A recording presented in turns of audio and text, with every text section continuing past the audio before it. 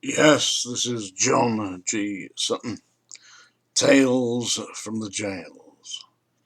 I'm going to talk now for a little while about what they called nonce cases, which is prison slang for prisoners that have committed offences such as paedophilia, interfering with children. Nonce cases, yeah. There was one particular Non's case, yeah, definitely. This was a strange character at Scrubs on C1 landing, and he'd been a former major in the British Army, and he was serving a term of imprisonment for interfering with handicapped children. When he'd left the military, obviously as a major, he'd got a good report, all the rest of it, yeah. He got himself a job with a charitable institution that ran homes for children suffering from multiple sclerosis and various other severely incapacitating problems, mainly in wheelchairs and such. And his particular crime was interfering with these children who couldn't defend themselves. I think he was doing about 3 years. Uh, it was well known in the prison that he was doing this on Sea Wing. It was well known, and I believe he got a few slaps, but nothing dramatic. You know, one of the ways of dealing with nonce cases, certainly this happened to Ian Brady, was to drag them into the recess and cover them in boiling water, or boiling water with sugar added so that it stuck to them. That didn't happen to this particular individual, and he was a rather well spoken guy, but obviously deranged. There was another inmate on C1, that's where they kept the nonce cases, you know, the people who had applied for Rule 43. Yeah, that's seclusion from other inmates, you know, kept safe, really. Well, they were kept as safe as we could keep them. I mean, obviously, uh, as an officer, it was my job to make sure that they got through the day without being assaulted. So, despite what my personal feelings were, I didn't indulge or allow anybody else to indulge themselves in inflicting injury upon these people. But there was one horrible character who was there, who had been convicted of interfering with babies.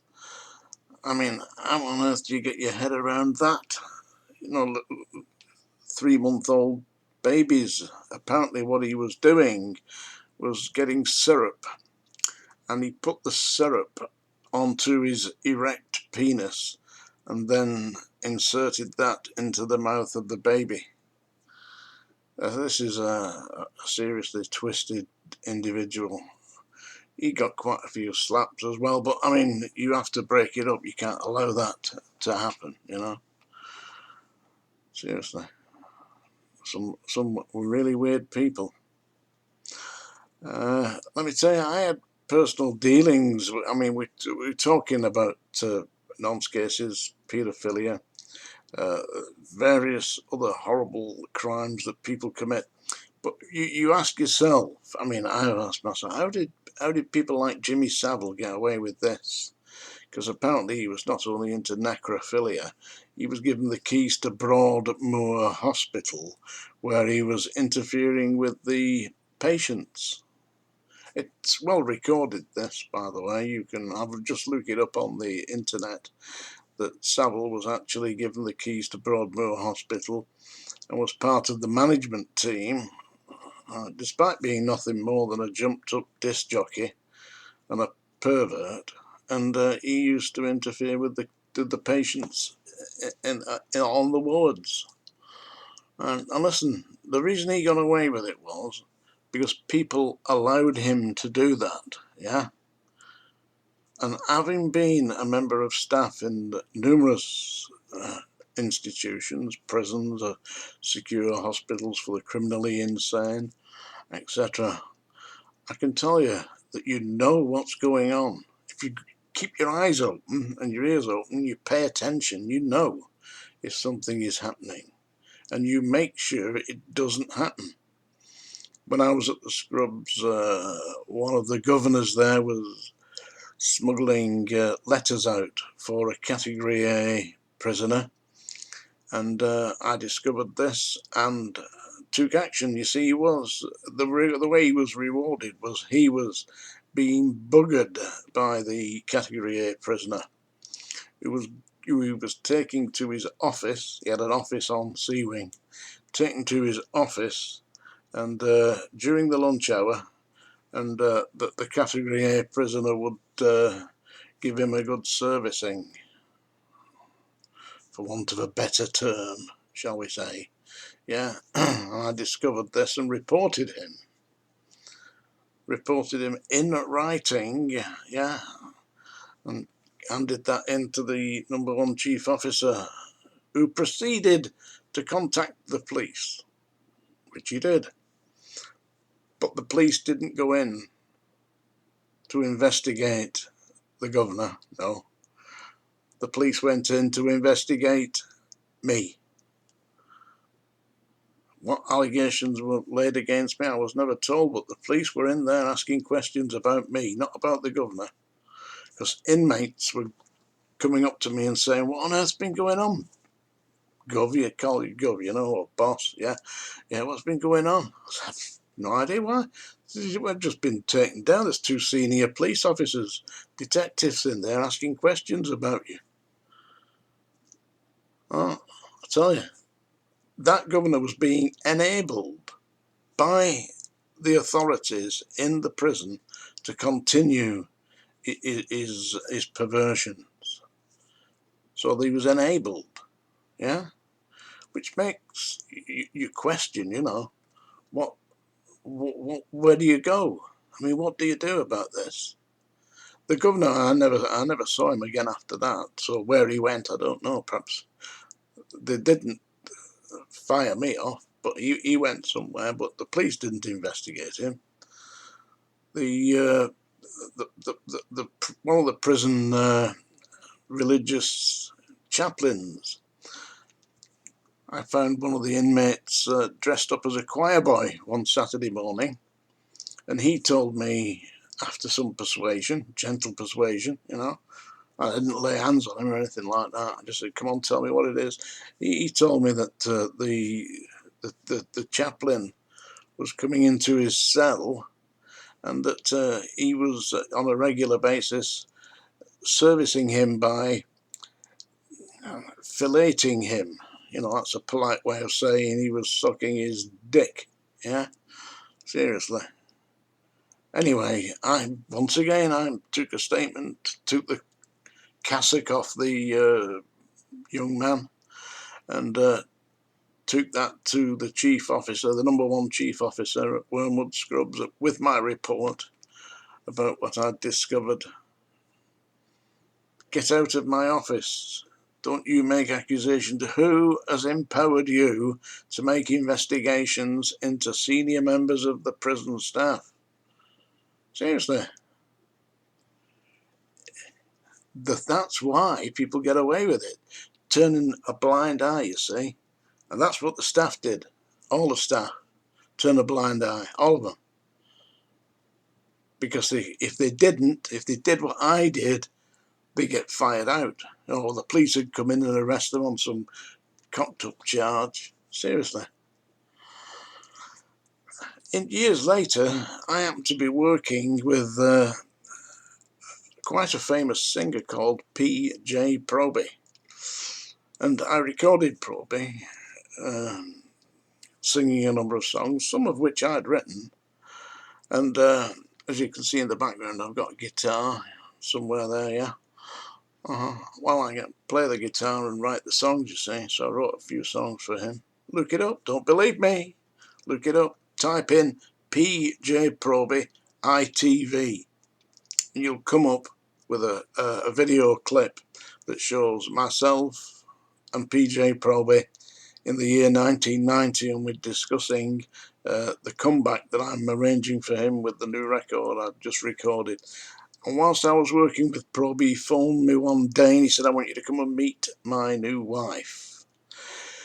So I obviously had no idea who this was, so I went down to his house. He lived in just outside Bolton.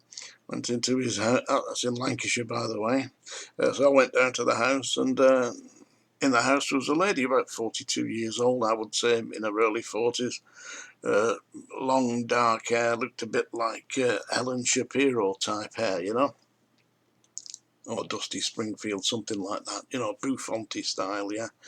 So I said to her, hi, nice to meet you. My name's John. I believe you're getting married to Jim. That's PJ Proby's real name, Jim. And Proby was sat there, jumped up and started shouting, that's not my wife. Eh?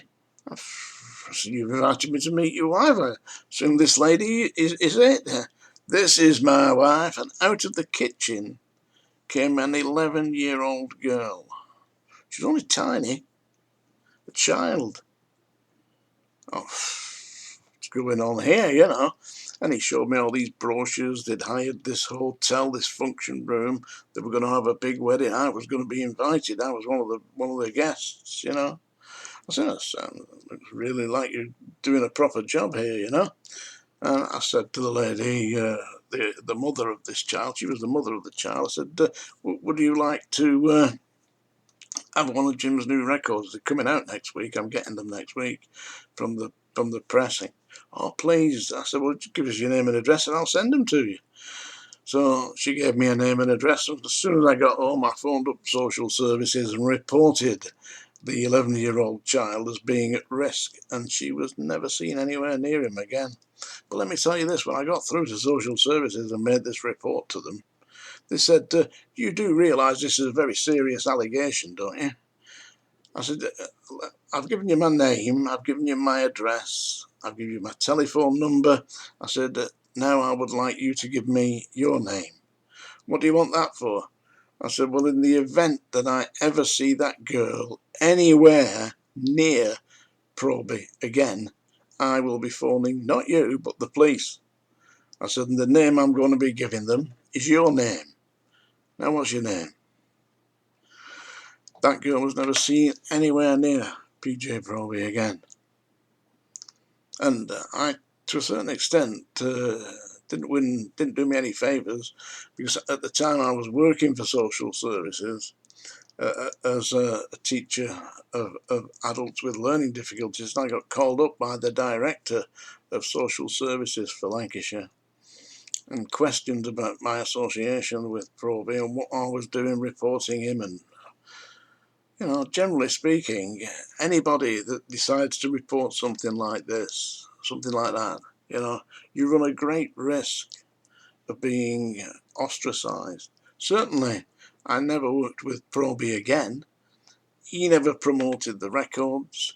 He instructed a lawyer to issue an injunction against my company, because I had a little record company, you know, to release the records and what have you, and to prevent me from releasing the records, which had cost me quite a bit of money. You can imagine hiring record studios and musicians, and yeah, that is why people don't report paedophiles and nonce cases, because to do so, you're in serious hot water yourself.